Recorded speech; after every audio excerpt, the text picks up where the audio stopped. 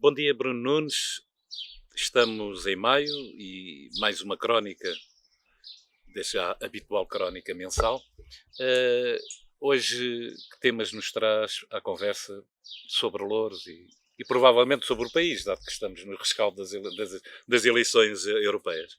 Bom dia, António Tavares, bom dia a quem assiste à Louros TV. Hoje aqui num espaço especial no Conselho, com muita história, a Quinta do Conventinho, e esperemos não ter que falar de casos similares ao da Alves dos Reis, não é? Que passou por aqui.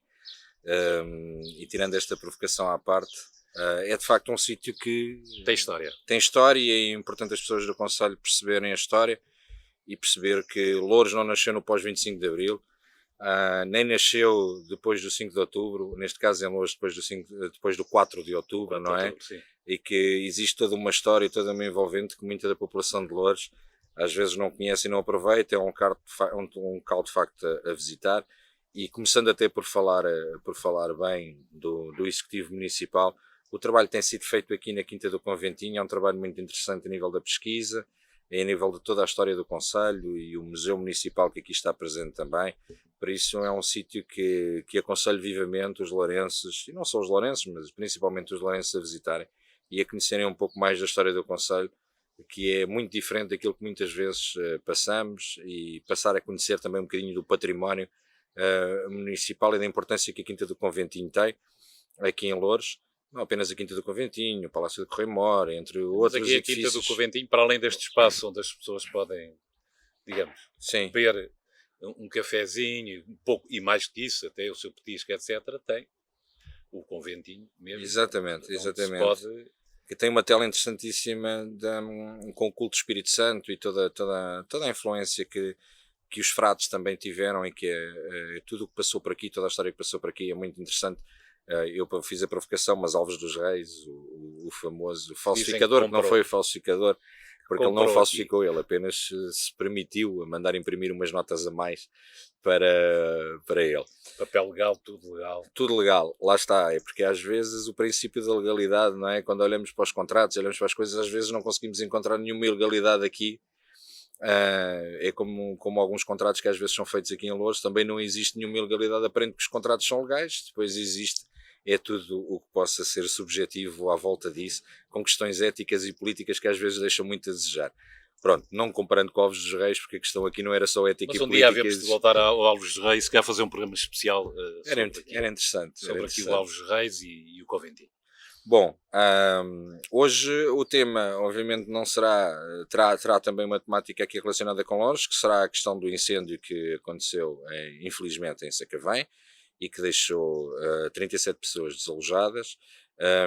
Falaremos não apenas dessa questão, mas falaremos também, e obviamente, das eleições europeias e daquilo que se refletiu aqui no Conselho com os resultados eleitorais. E começava até por aí, ou seja, as eleições europeias, primeiro acho que é uma grande derrota da democracia, porque o nível de abstenção é altíssimo, e apesar do número de eleitores a votar ter sido mais elevado, o desinteresse das pessoas pela política, aliás, em sequência daquilo que eu tenho dito algumas vezes, fruto do resultado daquelas que são as políticas e que os políticos praticam, levam a uma descrença total da população. As pessoas cada vez acreditam menos nos políticos, cada vez acreditam menos naquilo que é a esquerda ou a direita. Isto hoje já está tudo tão confuso que há uma ideologia, ou as ideologias já não conseguem fazer uma diferença marcante que façam a pessoa sair de casa, e as pessoas já acham que são todos iguais. Mas isso são os políticos que têm que dar a volta, não é? São os políticos, mas não só os políticos. É assim, eu considero que de facto o desinteresse das pessoas, hoje em dia nós vivemos numa época em que as redes sociais têm uma preponderância em que todos são políticos e que todos conseguem opinar sobre isto e sobre aquilo. Por isso hoje nós tivemos neste boletim de voto 17 entre partidos e coligações, foram 17, mas nós somos cerca de 10 milhões de partidos diferentes, porque cada um tem o seu partido, cada um não consegue identificar-se com uma ideologia. Cada português é um treinador. Cada português é um treinador, e a deixamos muitas vezes, pelas simpatias daquilo que são as redes sociais, tomamos decisões ou deixamos de as tomar e deixamos que outros as tomem por nós, mas no dia a seguir certamente que vamos nos manifestar contra as políticas do governo ou contra as políticas da União Europeia, e por isso... E contra os serviços e a qualidade dos serviços, por exemplo. Sim, eu acho que é urgente que quem faz legislação comece a ponderar que tem que existir outra forma de penalizar quem não vota. Apesar de muita gente defender, e existem tendências que defendem que em democracia não se deve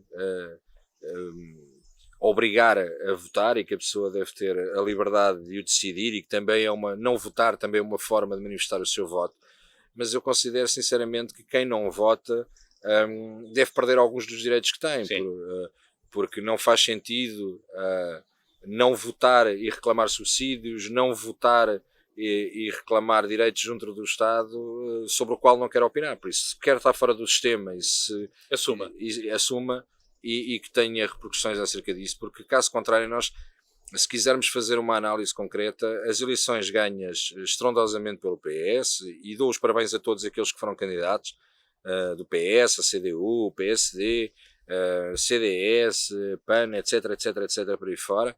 Dou os parabéns a todos, e principalmente a todos aqueles que elegeram também. O Bloco de Esquerda custa-me mais a dar os parabéns, porque eu cada vez percebo menos porque é que as pessoas votam no Bloco, mas terei que lhes dar os parabéns, um bocadinho assim mais discretos, mas dou os parabéns também, porque tiveram a sua eleição e têm os seus representantes, e foi um partido que cresceu até, e cresceu de forma significativa a nível nacional. Por isso isto é democracia, apesar de eu não gostar. Embora as eleições europeias tenham uma coisa diferente, é que são um único círculo nacional, e isso também beneficia. Sim, claramente, mas neste caso em concreto, aquilo que eu me queria referir, se nós fizermos uma análise, e quando dizemos PS ganhou com 33%, o segundo partido ficou com 22%, se fizermos 22% e 33%... Estamos a falar de Loures, não é? Não, estamos a falar a nível nacional. Ok. 22% ou 33% dos 100% que votaram. Porque se fizermos dos 100% de eleitores, o partido que ganha as eleições ganha com 8% dos eleitores, aproximadamente. O que não retira o mérito à vitória de quem elegeu, mas acho que é um facto que determina a reflexão dos políticos e do que já andam a fazer. E todos nós devemos refletir, seja a nível de freguesia, seja a nível municipal, seja a nível da Assembleia da República, de Governo, porque se considerarmos que ganhar as eleições, que isto é vantajoso para os partidos grandes, ter estas taxas de abstenção, não é vantajoso para ninguém, porque isto põe em causa um princípio democrático, põe em causa até a legitimidade, se quisermos ir mais longe, uma discussão mais quase filosófica, isto põe em causa o princípio da legitimidade quase de quem é eleito. Sim, mas são os votos expressos que contam. São os votos expressos, votarmos só dois, e se os dois votarem em mim... As pessoas não percebem é que, abstendo-se, estão a favorecer os partidos mais votados. Sim. Pois, as pessoas, e nessas eleições europeias, não sei se o Bruno concorda, eu acho que passa aqui algum desconhecimento que em muitas matérias são mais importantes as eleições europeias do que as legislativas. Concorda ou não?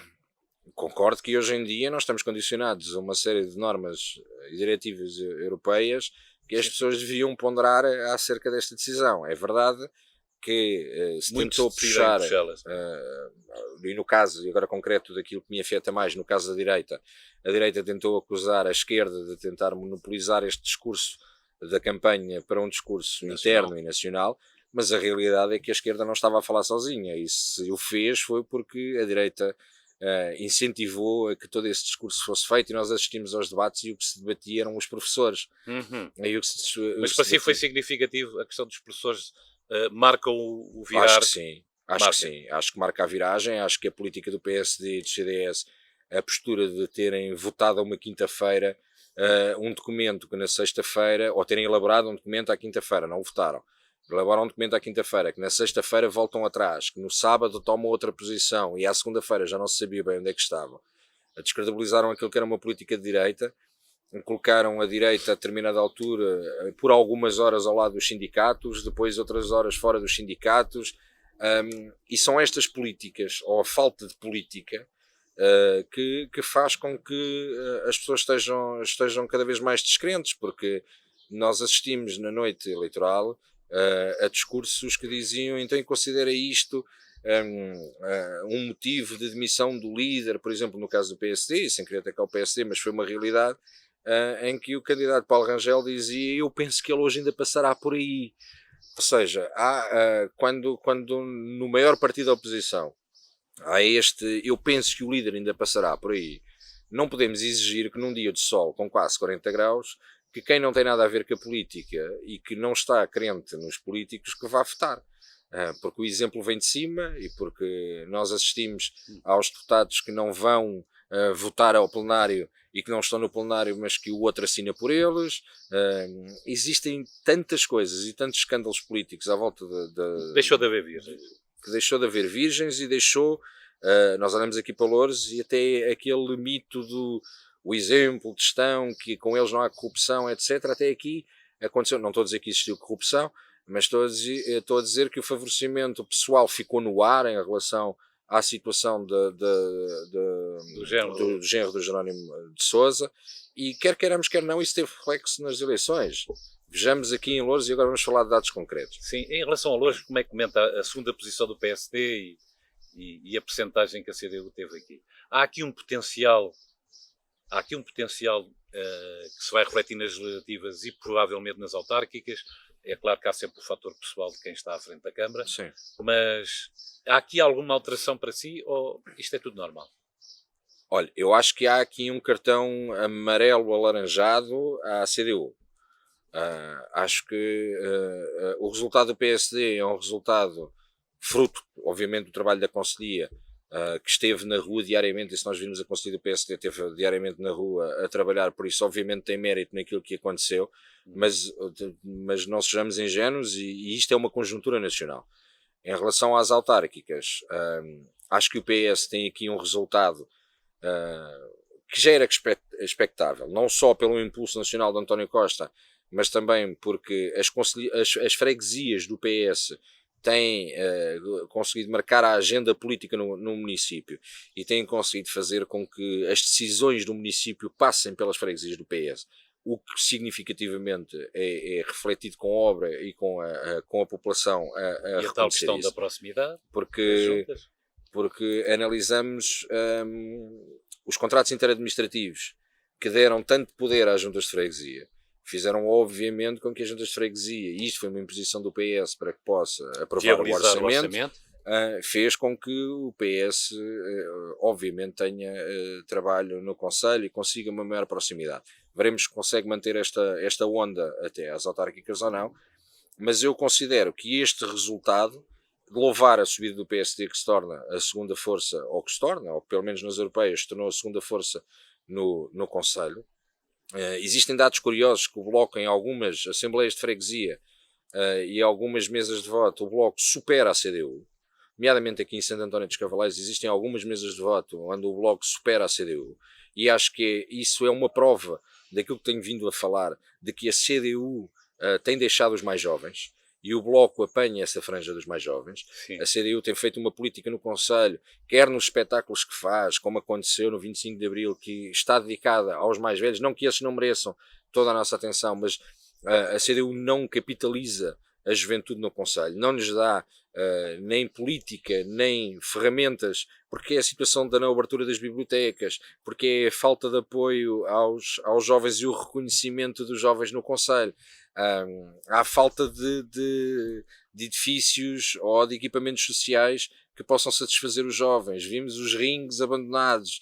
Temos aqui uma série de coisas que isto reflete. Aqueles prédios que foram comprados no fim do mandato anterior e que continuam sem... São várias as políticas, ou são várias a falta de aplicação política à juventude que se refletiu numa subida significativa do Bloco aqui no Conselho. O PS, como já referi, a CDU acho que está a pagar a caducidade das suas políticas aqui no Conselho, ou seja, são políticas que continuam a ter muito pouco visão do futuro, olham muito para o passado e para o saudosismo do 25 de Abril, e as pessoas não percebem. E houve algumas coisas que correram mal para si ou não? A questão da revitalização, etc. Há uma série, aliás, ainda está em obras a entrada de Loures. Isso também contribuiu, se calhar, de alguma forma para As obras podem ter sido, poderia ter sido com uma gestão PS, com uma gestão PSD. Sim, mas neste caso concreto é a gestão. Eles estão a pagar por isso, é? A CDU, o Executivo, está a pagar por isso. Eu acho que a CDU está a pagar por... foram muitas coisas a acontecer durante este ano e meio de mandato aqui. Tivemos a situação das 10 louras, que os desgastou junto dos funcionários municipais. E apesar de ter sido um voto envergonhado ou escondido por parte de muitos funcionários municipais, nós temos feedback das próprias pessoas e percebemos que muitos funcionários municipais viraram o seu sentido de voto, que até hoje sempre votaram CDU, e que estão cansados desta política. Obviamente que é um voto envergonhado ou escondido, porque as pessoas têm medo de algumas represálias que isso possa implicar. Não acreditando eu, e deixando claro, não quero acreditar que pudesse existir uma situação dessas de represália. A falta de política na habitação social, as pessoas perceberem que continuamos com as dívidas por cobrar e que somos o concelho que tem uma das maiores dívidas na habitação social e que nós recebemos, e que os outros que pagam não percebem porque é que isto continua com esta falta de atitude. Sentem alguma injustiça, sim. Porque mesmo nos bairros sociais começam a aparecer muitas divisões acerca desta questão, porque quem vive em habitação social tem o prédio ao lado da cooperativa e percebe que as situações não são resolvidas e que para uns se resolve e para outros não resolve.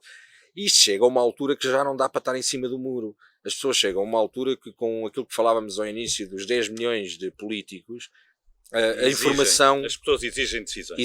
Exigem, verdade, que muitas vezes até exigem mais do que o que se deve. Claro. E às vezes até nem é obrigação, nem é competência da Câmara, mas... As pessoas estão tão afastadas da política que muitas vezes acabam por não perceber e confundir de quem é a competência, se a competência está na freguesia, se a competência está na Câmara, se a competência está no Ministério. Mas é o Presidente da Junta que leva com o primeiro embate. Leva, mas eu acho que o Presidente da Junta leva com o primeiro embate, mas o resultado reflete-se mais no Presidente da Câmara. Isso eu não tenho dúvida, e acredito que acabe por ser o Executivo Municipal com maior força do Conselho que acaba por ter este problema. Falando do PPM aqui em Loures, o último resultado das europeias, tudo bem que não fomos coligados, mas nós tivemos 0,54 no Conselho. Desta vez fazemos 2,9. Obviamente não é uma situação de um resultado fruto único e exclusivamente do trabalho do PPM. Acredito que o PPM tenha ganho uma visibilidade diferente durante este ano e meio aqui, e acredito que alguns votos vêm claramente pelo PPM, mas fruto também, e obviamente, da sombra de André Ventura, que ainda continua a pairar aqui no Conselho, e por ter sido o nosso candidato às europeias, acaba por se refletir no resultado eleitoral. E tanto acaba de se refletir e percebe-se a importância que o André Ventura tem aqui no Conselho, que o encerramento da campanha do André Ventura é feito no município de Loures. Foi feito aqui na freguesia de Loures. E nesse mesmo dia, a CDU, com maior força do Conselho até à data, e com o Executivo Municipal na sua mão, teve a necessidade de convidar um benfiquista maior do que o André Ventura para tentar abafar a situação e a vinda de André Ventura ao Conselho, e lá veio o Luís Filipe Vieira fazer o jantar de encerramento da campanha da CDU.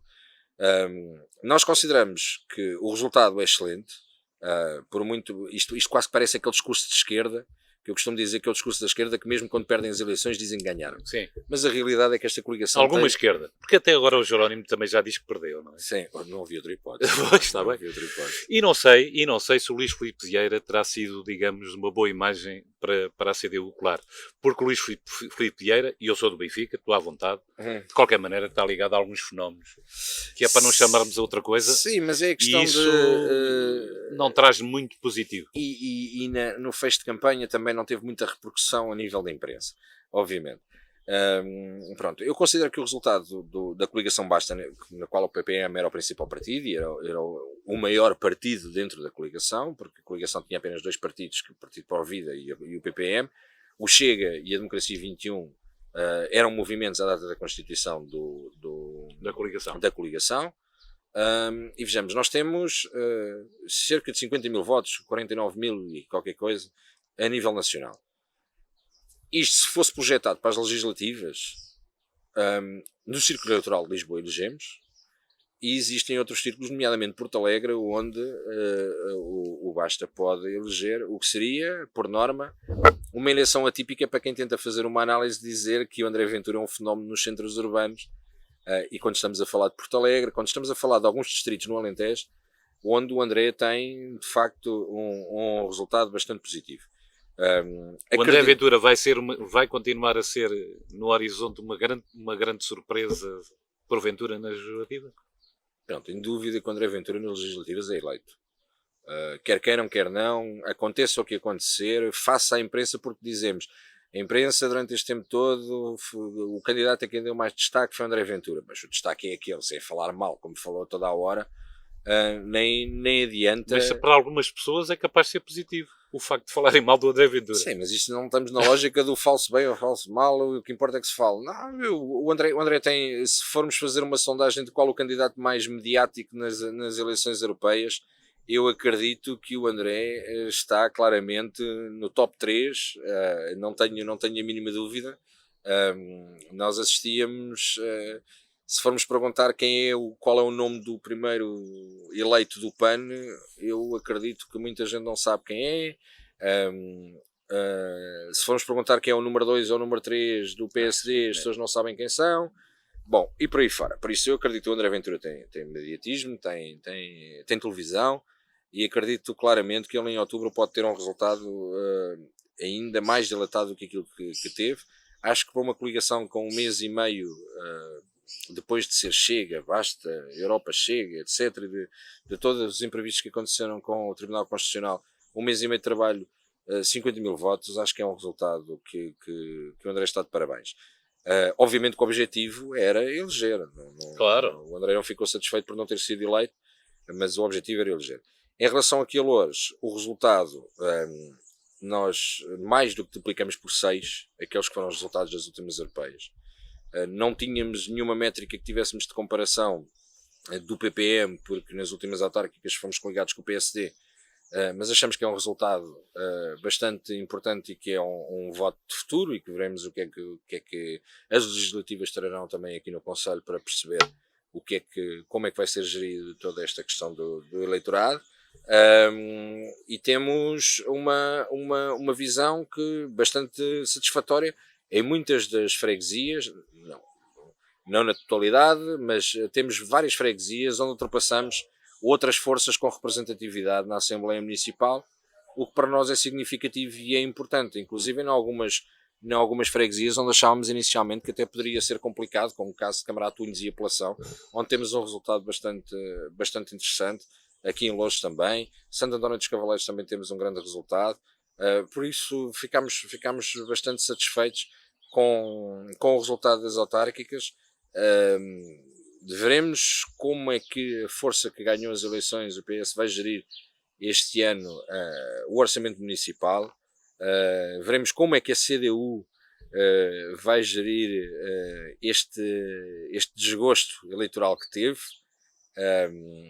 E é um caso a seguir, mas nós estamos satisfeitos com o resultado que obtivemos. O segundo tema tem a ver com a questão do incêndio junto à Quinta do Monge e todas as notícias que foram feitas acerca disto. Primeiro, para as pessoas perceberem lá em casa, o terreno onde ocorreu o incêndio é um terreno que não é municipal.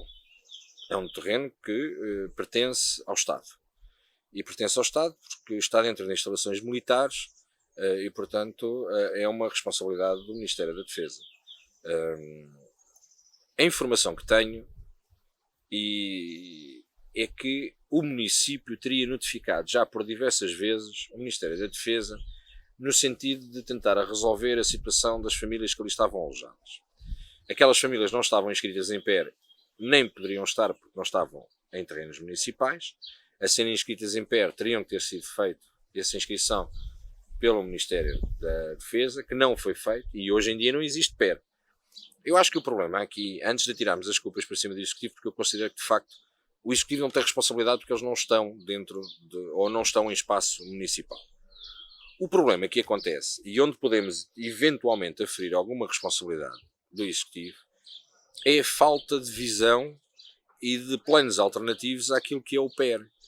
é a falta de visão naquilo que é a habitação social, é a falta de cumprimento, inclusive, daquelas que são as dívidas, das rendas, que podem permitir outro tipo de investimentos. Nós continuamos sem fazer cobrança das dívidas de habitação social, nós continuamos com 13, 14 milhões por cobrar. Essas dívidas supostamente estão a ser negociadas com a autoridade tributária. Esse negócio já vem há 5, 6, 7 meses e continuamos na Assembleia Municipal a perguntar e a coisa vai adiando. Eu acho que só lá depois das eleições de outubro é que eventualmente isto é resolvido, porque isto vai ter consequências para as pessoas que não pagarem, e continuamos a tapar o sol com a peneira, ou seja, não queremos assumir que tivemos mão pesada com quem não cumpre. Por isso vamos deixar estas cobranças coercivas para depois de outubro. Não acredito que seja feito antes. E a falta de visão deste, e não só deste município, mas de muitos municípios na área metropolitana de Lisboa, isso é um claro indício de falta de visão da habitação social. Faz com que estes guetos se vão criando sem quaisquer tipo de condições. As pessoas são despejadas e tapamos o sol com a peneira e fazemos de conta que aquilo não existe, até que um dia acontece uma desgraça. A desgraça poderia ter sido muito maior, felizmente não foi, porque na encosta que aquelas barracas estavam, aquilo poderia ter descambado para a Quinta do Mojo. Não há qualquer medida de prevenção. É óbvio que o Governo tem que assumir a sua responsabilidade, nomeadamente o Ministério tem que assumir a sua responsabilidade acerca de tudo isto, mas no meio disto tudo temos 37 pessoas. E 37 pessoas que a Segurança Social não resolve, o município diz não ter competência, o Ministério da Defesa não se pronuncia. Mas a empresa de defesa disse que estava disponível para uma solução. E qual é a solução?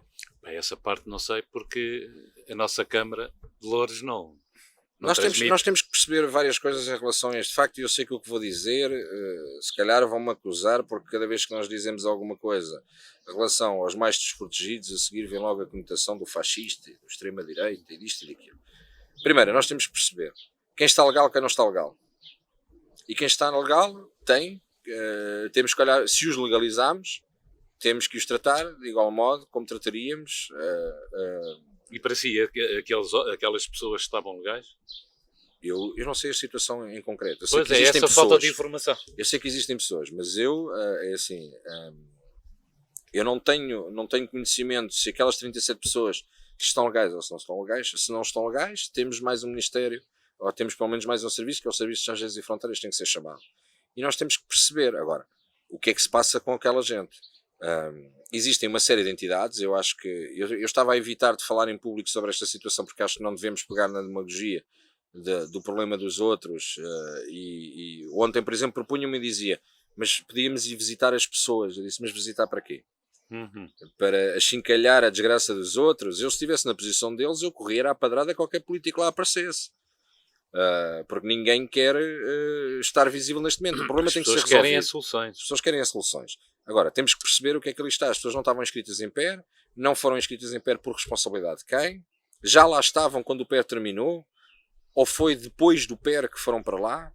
Quando é que aquilo foi criado? De qualquer maneira, as pessoas já lá estão há muito tempo. Todas? Pois, não sei, mas grande parte estavam todas identificadas. Os serviços sociais da Câmara tinham as pessoas todas identificadas. Mas isso aí é a informação que nos falta. Pronto, falta-nos informação. E para dizer, ok, quem está em casa diz: está bem, e estás para aí a falar, e o que é que fizeram acerca disto? Pronto. Assim, a única coisa que podia fazer até agora foi ontem na Comissão de Assuntos Sociais.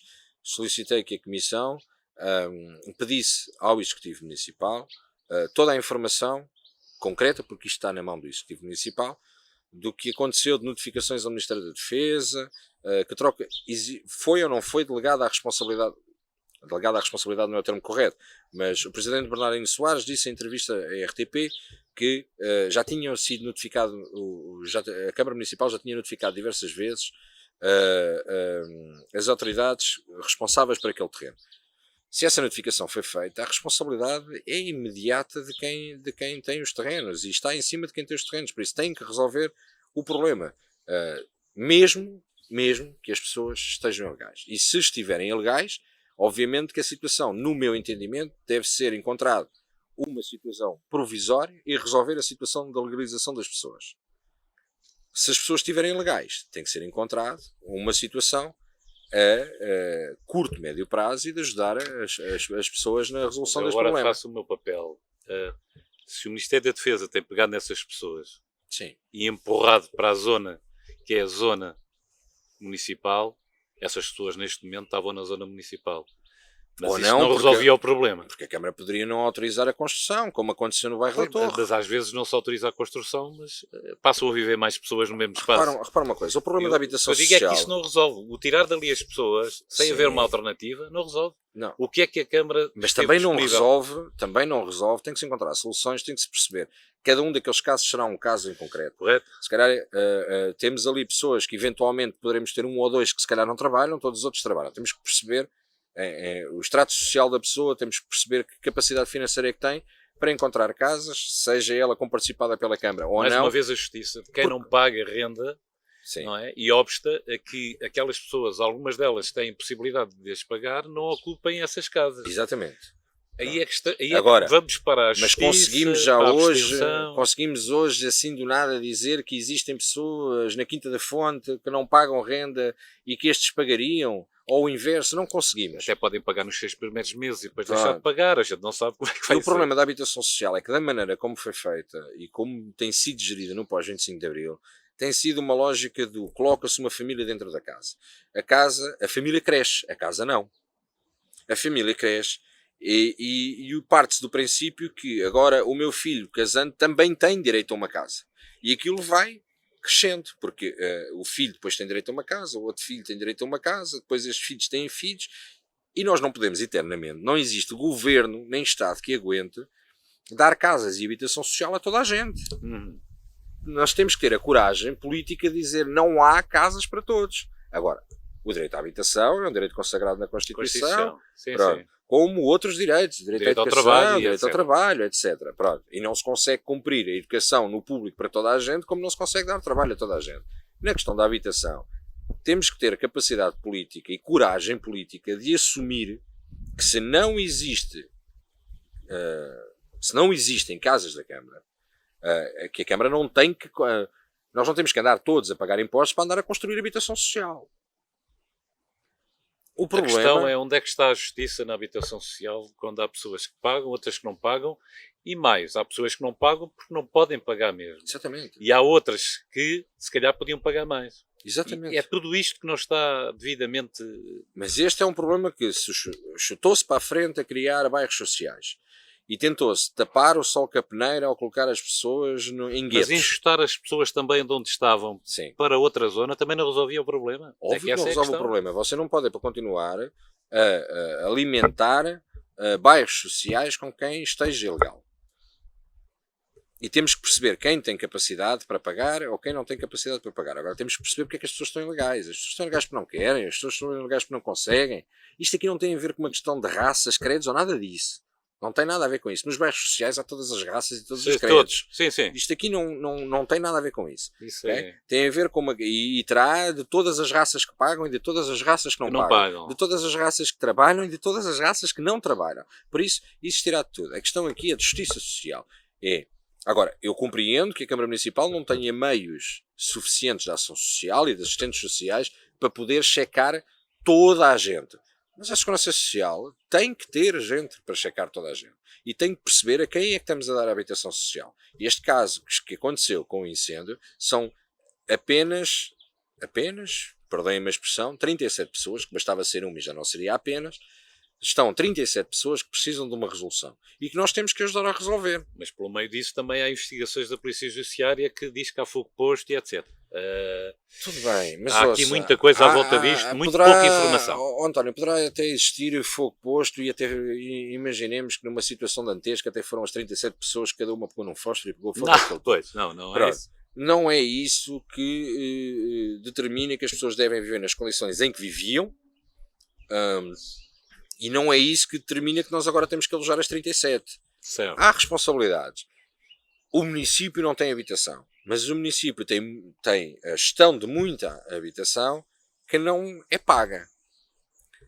Nós temos que perceber quem é que paga, quem é que tem pagar. capacidade para pagar. Eu não posso aceitar que quem vive no terceiro A não paga porque não quer e porque tem um grande carro, e que no terceiro B existe uma idosa com 82 anos que o marido faleceu, ela não tem reforma porque sempre foi doméstica, tem 300 euros de reforma, ou tem 300 euros de nem reforma, para os remédios dá, que não dá para absolutamente nada, e que começamos a achar que a senhora tem uma vida de luxo porque ela até tem TV cabo. E por isso, deixem lá a senhora ver a Cristina e o Gocha, não é? Deixem lá a senhora fazer pelo menos alguma coisa na vida. Não pode haver esta disparidade. Por isso, quando nós, PPM, criticamos, e nomeadamente quem foi candidato agora às europeias pelo PPM, quando se criticou a situação da habitação social, quando se criticou, e obviamente que foi uma expressão que descontextualizada, a questão do André Ventura, quando falou em determinada etnia, descontextualizada, pode levar a indícios disto e daquilo, e de fascismo, de racismo, de xenofobia, etc. Cada um falar as interpretações que quiser, nós não estamos minimamente preocupados com isto. Mas ainda um dia tenciono voltar a esse tema. Mas a questão do André, naquela altura, é precisamente para integrar estas pessoas. Eu vou-lhe dizer, agora nas europeias, nós visitámos diversos sítios onde a comunidade cigana tem uma preponderância incrível. Nomeadamente junto a Beja, e fomos recebidos de braços abertos, porque as pessoas perceberam que nós não estávamos, a lógica não era uma discriminação àquela etnia. O objetivo é que sejam integrados na sociedade onde nós estamos, e a forma como se vão criando estes guetos sociais, isto é a primeira fase para a discriminação. Mas eu acho que não é uma questão de raça. Não é. Mas há uma questão que os políticos têm que resolver, e que é um dos temas também que eu quero trazer, é que o que é que se faz quando as pessoas não se querem integrar? Porque há pessoas que não se querem integrar. Se você quer viver fora querem do sistema, manter-se ao lado do sistema, se você quer viver beneficiando fora do sistema de inserção. Isso é que não pode acontecer. Mas há pessoas. Se você não quer trabalhar, se você não quer cumprir as suas obrigações enquanto cidadão, não pode beneficiar do sistema do qual você não quer fazer parte e que você não quer respeitar. Voltamos, inclusive na questão das eleições. Se você não quer votar, pois não venha pedir subsídios. E não seja um daqueles queixosos do Facebook. Exatamente. No Facebook somos todos presidentes da República. Pronto. Por isso, a questão se me disser, mas tem a solução mágica para isto? Não, acho que isto merece um debate corajoso. Ou seja, eu acho que chegou à altura de que os partidos não podem pensar, mas isto vai-me tirar votos a dizer isto. Claro. Não pode tirar votos. Mas as pessoas também percebem quando é que os políticos fogem às decisões. Digam, se calhar também os digam castigam frontalmente por isso. E assumam, porque o que tem acontecido, e aqui eu terei que lançar algumas farpas àquilo que é a extrema-esquerda. Porque a extrema-esquerda, cada vez que se toca neste assunto, racistas, fascistas... meus amigos, isto não tem a ver nem com raças, eu já disse isto várias vezes hoje, não tem a ver com raças, nem com credos, nem com religiões, nem com ideologias políticas. Nós temos votos, as secções de voto da Quinta que estão afetas à Quinta do Mocho. Está lá votos no PPM, vão lá ver, está lá votos no PPM. As pessoas percebem, isto é uma questão de justiça social. E dentro da sociedade estão todas as raças e todos os credos. Nós somos um país multicultural. Somos talvez o país do mundo com maior diversidade cultural, porque aceitamos toda a gente, não podemos ser acusados de não aceitar, aceitamos toda a gente. Agora, nós temos que começar a impor regras de forma a que todos os que cá estão, e não é a lógica os portugueses, não, é todos os que cá estão, tenham condições para viver com dignidade. Mas tratamento igual. Não podemos dar um tratamento superior a outros que vêm em relação aos que cá estão. Temos que Isso também é importante. Direitos e deveres. E a esquerda tem que enfrentar os problemas, e queixa-se muito do André Ventura e de outros, e eu tenho que dizer isto, que já disse às pessoas, é que a esquerda, quando não resolve determinados problemas, está a deixar campo para que outros resolvam. Olha, eu vou-lhe dar um exemplo concreto. António, eu vou-lhe dar um exemplo concreto. Nós temos aqui no Conselho centros de recolhas de refugiados. Tivemos há pouco tempo numa comissão de descentralização. Ok. Obviamente aquela gente foi gente que viveu em condições miseráveis no seu país e por isso fugiu à procura de novas condições de vida. Eu acho que a Europa, e extravasando um bocadinho e pegando naquilo que foram as eleições europeias, a Europa tem uma responsabilidade de tentar ajudar a resolver o problema na Síria. O problema não se resolve a trazer as pessoas para cá. Para a Europa. O problema resolve-se lá. Exato. Porque se você perguntar às pessoas, prefere ficar nas suas condições, prefere ficar com boas condições na sua terra, claro, ou ter que atravessar o Mediterrâneo dentro de um barco e vir criar tudo de novo num sítio onde você não conhece a língua, a cultura é completamente diferente, etc, etc, etc. As pessoas querem lá ficar. Porquê é que você acha que as empresas, os sistemas, os governos não investem naquela costa África Norte e Sírias e etc? Porquê é que não investem e criam condições para que as pessoas tenham boas condições? Os interesses que lá estão, historicamente é uma zona de conflito eterno porque ali passa muita riqueza. E os governos locais que já também não lhes interessa o desenvolvimento. Passa ali muita riqueza natural que dita aquilo que é a economia mundial, como o caso do petróleo. E tanto os Estados Unidos como a Europa mantêm aquela faixa como sendo uma zona de constante conflito, porque politicamente interessa às grandes potências. E isso é que eu acho que o racismo começa aí. A xenofobia começa quando dizemos vamos trazê-los para cá. Se eu pego no miúdo de 16 anos, o miúdo tem um problema com o pai e com a mãe em casa, o pai e a mãe me façam a vida a bater. Se eu pego no miúdo e trago para a minha casa e tento impor as minhas regras, não. Eu não vou resolver problema nenhum porque o pai e a mãe vão continuar a bater um no outro. Tem que tentar resolver ou tentar ajudar a resolver o problema de casa dele para que ele fique na casa dele, no lar dele, no aconchego dele, com as coisas dele. A política europeia de migração faz com que toda a gente venha com a necessidade de fugir daquele inferno onde vive. E eu isso nem sequer questiono. Existe obviamente depois a outra questão mais política e depois dentro disto quem é que vem, quem é que não vem, será que são todos bons, serão todos maus, e como é que vamos fazer essa triagem? Andamos para eles, este tem cara de mau, este tem cara de mau, este não entra. Pronto. A situação é complicada e é complicada, nós devemos aceitar enquanto estamos a resolver lá o problema, mas temos que resolver o problema e não existem políticas nem da União Europeia, nem dos Estados Unidos, nem da Rússia, nem da China para tentar resolver aquele problema ali.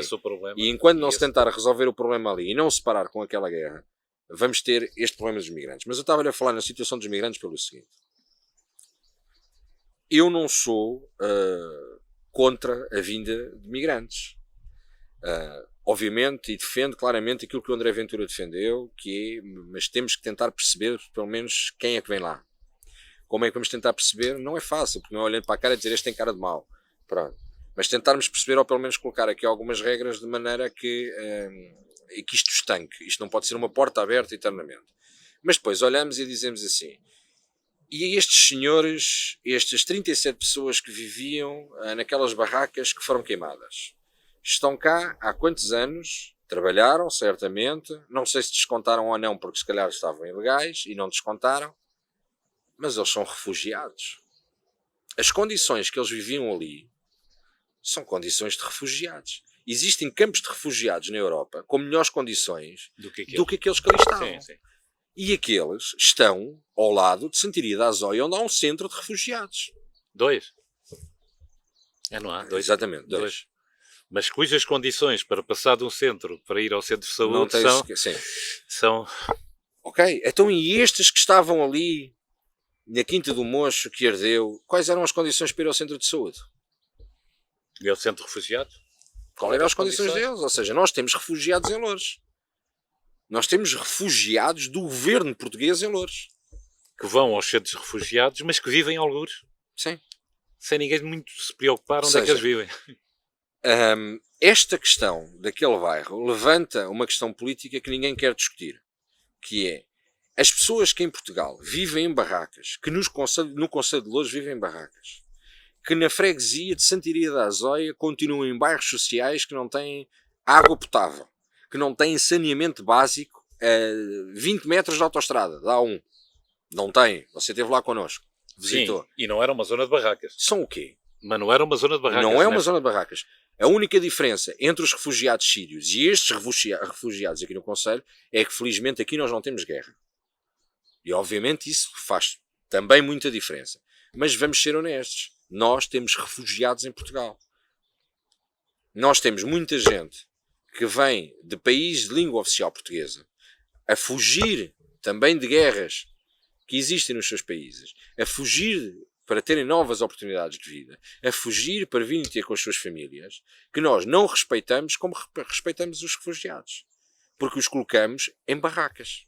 E o dia que esta população, sejam guineenses, angolanos, cabo-verdianos, chineses, russos, seja o que for, o dia que esta comunidade olhe para a direita e que diga, pois, mas o que eles estão a dizer é que de facto os outros estão a vir do lado de fora, têm direito e nós continuamos a construir a barraca com as madeiras que vamos apanhando e vão perceber que nós não estamos a ter uma atitude discriminatória. Não adianta entrar nos bairros com a bandeirinha a dizer que nós estamos aqui, pois, isto é uma tristeza, a maneira como vocês vivem. Estamos muito preocupados. Estamos muito preocupados, vamos tentar resolver, fique descansada. Pois. Então o seu filho, o que é que faz? Mas vive isso com não é quanto? política. As pessoas querem ver soluções. Pronto, tenham a coragem de dizer, nós em Portugal, quantos refugiados portugueses existem? Não são refugiados sírios.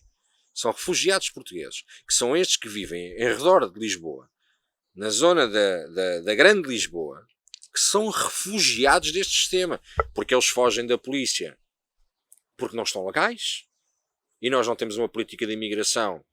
Temos uma política de imigração que permite um visto gold a quem investir 1 milhão, mas não temos uma política de imigração que permita a alguém que quer trabalhar poder vir trabalhar. E depois vem uma esquerda mais radical achar que o pegar nestas pessoas se resolve dando casas. Isto não se resolve dando casas. Isto é uma questão de falta de política de integração. Isto é uma falta de visão social de tudo o que se passa. E nós temos, era interessante fazer um levantamento, nunca ninguém vai fazer, e eu não tenho capacidade para fazer um levantamento de quantos refugiados do governo português existem. Quantas pessoas estão diariamente à porta do CEF. São refugiados.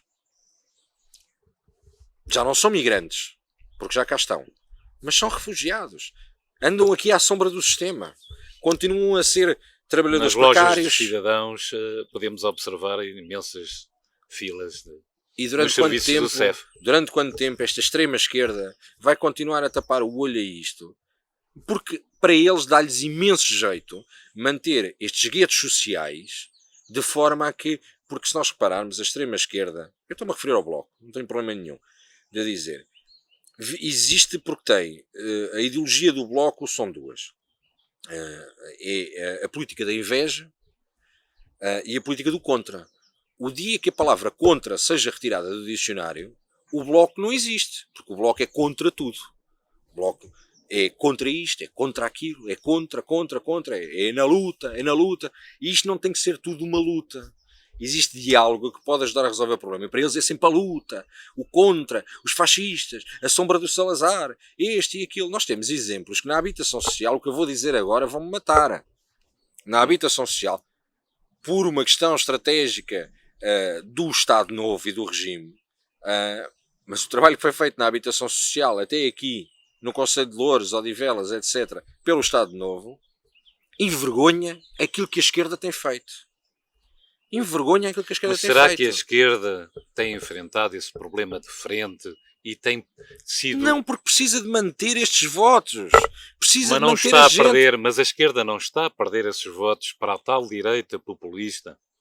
Não, porque nos bairros sociais, a esquerda não é a esquerda, é a extrema esquerda, continua a alimentar este ódio, este contra o sistema. Nós somos contra o sistema, nós somos contra isto, somos contra aquilo. E depois alimenta a outra política, quando já não tem nada para dizer contra, parte para a política que é estrutural neles, que é a política da inveja. Que é, se você, para o Bloco de Esquerda, você como pequeno empresário, se não tem empregados é porque você deve estar cheio de dinheiro.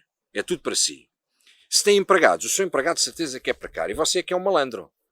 Você é um malandro, mas você paga 43% dos impostos. Não são 26%, porque quando chegar ao final do ano e tiver os IVAs e os IRCs, as taxas de não sei o que, pagamento por contas e etc. Pagamento por contas, são 43%. E o Bloco tenta exterminar aquelas que são o motor da economia portuguesa, que são as pequenas e médias empresas. As PMEs são... O Bloco irá dizer que não, mas... Não, o Bloco pode dizer o que quiser, que eu já não os ouço, percebe? Que eu cansei-me de ouvir. Sim, não tenho paciência para ouvir o Bloco. O Bloco, o que eu gostava de os ouvir dizer é que já pagaram o que devem à Câmara Municipal e que já devolveram o dinheiro do assessor que deviam ter devolvido e que até agora ainda não sabe absolutamente nada. Não, mas lá em casa não vou perceber muito bem isso, mas pronto. O que se passa é simples, eles tinham um contrato com o deputado que era deputado e era assessor dele próprio ao mesmo tempo, recebia 2 avanças e o dinheiro ainda não foi devolvido. O Bloco devia resolver isso. Isso é que devia resolver. Agora, e o Bloco devia parar de instigar ao ódio de a culpa é do governo, a culpa é da Câmara, mas isso a culpa é da não é Junta de muito Freguesia. diferente da CDU, o discurso da CDU também passa por aí, a culpa não é nossa, nós não temos nada a ver com isto, não temos competências, a culpa é do governo. Não, eu acho qual é o limite? Onde é que está a fronteira? Não quero defender a CDU, defenda à vontade. você sabe que eu não defendo a CDU, mas vamos ver uma coisa, eu acho que a demagogia na boca do Bloco é enorme. O PC tem uma postura diferente, que é, quando está na oposição, de facto, existe tudo bem. Quando está como governo, cumpre a lei. E por isso, se a lei determina que a competência deles é até aqui, eles já não vão até aqui. Eles cumprem a lei. E nós do PC, nós percebemos o que vem. Nós conseguimos perceber eu nem que sempre percebo, mas... o PC, pelo menos a experiência que eu tenho com o Partido Comunista Português, nós conseguimos perceber de onde eles vêm, onde estão e para onde vão. Não existem grandes derivações e não existem grandes surpresas na política adotada. O Bloco não. Mas não há uma política clara de habitação social. Ainda há pouco estávamos a falar. Mas espera aí. A política de habitação social, o PC desta vez poderia ter a responsabilidade de o fazer porque faz parte da geringonça, mas isto é uma política nacional, não se prende apenas Sim, mas há uma política em relação aos bairros sociais e àquela questão da justiça, que é uma questão municipal. Existe uma questão municipal, mas você só... Desde que terminou o PER... Podemos dar responsabilidades também ao PCP sobre a política nacional, a não ser pelo apoio que dá ao governo, que não é do PCP. Mas esta questão da habitação social é uma questão estrutural que tem que vir do governo. E vindo do governo só pode ser decidida de uma forma, com um bloco central, pelo menos no ato da votação. Só o PSD e PS têm a força para poder... Para alterar uma série de coisas. Agora, nós também não temos dinheiro para tudo. Nós acabámos de ter uma intervenção da Troika há pouco tempo. Mas isto tem que ser gerido. E isto são as políticas que é importante refletir. Nós quando chegámos, ontem eu assistia, por exemplo, André Silva, o deputado da Assembleia da República. E tentamos perceber os animais. E depois quando perguntam diretamente numa entrevista e políticas sociais, nós em relação a isso ainda não tomámos uma posição em concreto, iremos aguardar que cheguem os diplomas. Mas isto é um partido fofinho. Por ter o cãozinho e o gatinho. Talvez o PEN seja o partido da moda neste momento. É um partido da moda. Do vegetariano. Fez um trabalho extraordinário nos direitos dos animais. Temos... não sei se o IRA será assim uma coisa tão... Mas eu não consigo conectar com o PAN. Sou-lhe sincero... Acha que o IRA portanto, não tem a ver com o PAN? Poderá ter gente que acaba por se cruzar. Mas aí, olha, também sou-lhe muito sincero, por muito que isto custa a algumas pessoas até do meu partido ou ligadas a mim, eu não consigo olhar para o IRA como uma coisa assim tão dantesca e tão má. Tenho pena é que não existe a resgate de pessoas. Percebe? A questão não é má. Não é ser má, a questão não é essa. Eu só tenho pena que não exista, porque aquilo é uma organização que faz resgate animal. E eu tenho pena que não exista uma organização destas para resgatar pessoas. Porque possivelmente teriam resgatado estas 37 pessoas daquele bairro que ardeu. Teriam resgatado as pessoas que vivem sem tirida de azóia e que não têm água. Pronto, isso era interessante. Agora, eu não critico a postura do PAN em relação aos animais e à natureza em si. Agora, nós temos que perceber que o PAN tem um papel estratégico na sociedade para determinado eleitorado, teve o resultado que teve, está de parabéns, elegeu, mas depois nas políticas que são as políticas de habitação social, estrutural, nós ficamos aqui um bocado na dúvida porque o PAN ele próprio assume, eu não sou de esquerda nem sou de direita. E isto dá imenso jeito para muita coisa. Pronto, por isso, resumindo, António, hoje acho que tivemos um debate mais intenso sobre política do que propriamente da política municipal, mas aquilo que tinha para a crónica muita falta de informação que há. Muita falta de informação que não nos permite ser tão assertivos porque não há cada cabeça a sua sentença. Teremos pessoas em casa que se calhar vão ver isto e vão dizer ok, concordo, terão outras que me vão criticar, terei outras que me vão chamar fascista, outros que vão chamar isto, outros que vão chamar aquilo. Veremos em relação a esta questão do incêndio como é que ficará a situação daquelas pessoas. estamos a acompanhar através da Comissão resoluções do problema. Tem que ser a autoridade competente, e a autoridade competente, neste caso, em última instância, é a Segurança Social. Mas também há bairros sociais geridos pelo município em que as pessoas... Voltamos à questão de justiça. Sim. Pronto. E há pessoas que estão nas habitações que poderiam pagar e não pagam porque acham, às vezes até porque acham que o outro que está ao lado e que não paga, então porque é que eu hei de pagar? A questão nem é tanto essa. Você tem uma situação que é Bem, assim. mas Eu hoje chego são a menos casa... meios para a Câmara fazer obra, são Eu menos hoje- meios para... São 13 milhões que estão para a cobrança. Eu hoje chego a casa e penso, estamos no final do mês, eu tenho que pagar a renda à Câmara. Pá, mas isto não me dá jeito, estou com problemas, aconteceu Se qualquer não pagar coisa, também não não há consigo. problema. Não paguei. A Câmara notifica. A Câmara notifica. E no mês a seguir eu recebo uma notificação a dizer, excelentíssimo senhor, tem um agravamento tal, etc. Se você tiver uma casa arrendada e não pagar ao seu senhorio, ao sim. final do dia 8 vai receber uma multa de 50%. A Câmara notifica. Então mas vamos aumentar a multa, se ele não pode pagar, já não pode pagar aquilo, quanto mais agora com a multa. Mas existem pessoas depois que não têm a casa. E há uma questão de, existe gente que não pode mesmo pagar. E tem que haver políticas para essa gente. E essa gente tem que ser ajudada. Exatamente. Independentemente do credo, religião, Exato. política, tem que ser ajudada. Até porque quanto menor for a condição da pessoa, mais está sujeita a certos abusos da tal mão de obra muito barata que se desloca da periferia para vir trabalhar em Lisboa em certas situações que não são precárias. Quantos querem debater são mais isto? escravos. Quantos querem debater isto? Não sei. À porta fechada, eventualmente todos. Vamos falar disto em público. Tragam as pessoas dos bairros sociais, metam as pessoas sentadas, mesmo que elas nos ofendam. Metam as pessoas a debater connosco, uma forma de ajudar. Lembra-se que há uns meses atrás, talvez há um ano, eu concedi uma entrevista e estávamos a falar sobre a situação da habitação social, que eu disse, se calhar há muita gente que quer pagar, mas não pode, porque também existem esses. Existem os que não podem mesmo, por dificuldades sociais, de mobilidade, mas isso está inventariado. etc. Eu não conheço esses números. Claro que não está, porque toda a gente tem medo de pegar nisto. Porque isto continua a alimentar uma franja política que não quer inventariar isto. Mas esse é o grande erro da esquerda. Eu ficava não quer, porque é preferível não dizer absolutamente nada. Agora, lembra-se que eu há um ano atrás, e para terminar, há um ano atrás, sensivelmente, Sim. eu numa entrevista consigo disse-lhe, se calhar tem ali gente que não tem trabalho, não é porque não quer, Exato. é porque não consegue. Certo. Mas quer trabalhar, quer sair E às de casa. vezes não está sequer documentado para poder trabalhar. Pronto, mas quer sair de casa todos os dias de manhã e dar o exemplo aos filhos, que vai trabalhar, etc. Mas não consegue arranjar trabalho. E quando eu lhe disse há uns meses atrás, então é essa gente, se calhar, chegar junto ao município e ter um apoio social, dizer, olha, eu quero trabalhar. Está bem, mas olha, Vamos limpar as florestas. Vamos limpar as florestas. E você está a trabalhar em prol da comunidade, isto é X euros à hora e por isso vamos amortizar a sua dívida. Sabe o que é que a esquerda me vai dizer? A esquerda mais radical, a extrema esquerda, que é o que a escravatura.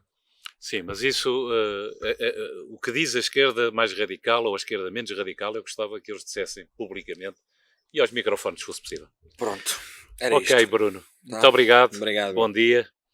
E voltamos numa próxima oportunidade a falar mais vezes sobre estas questões e se calhar com mais gente também. Obrigado. Vamos tentar isso. Obrigado. Obrigado.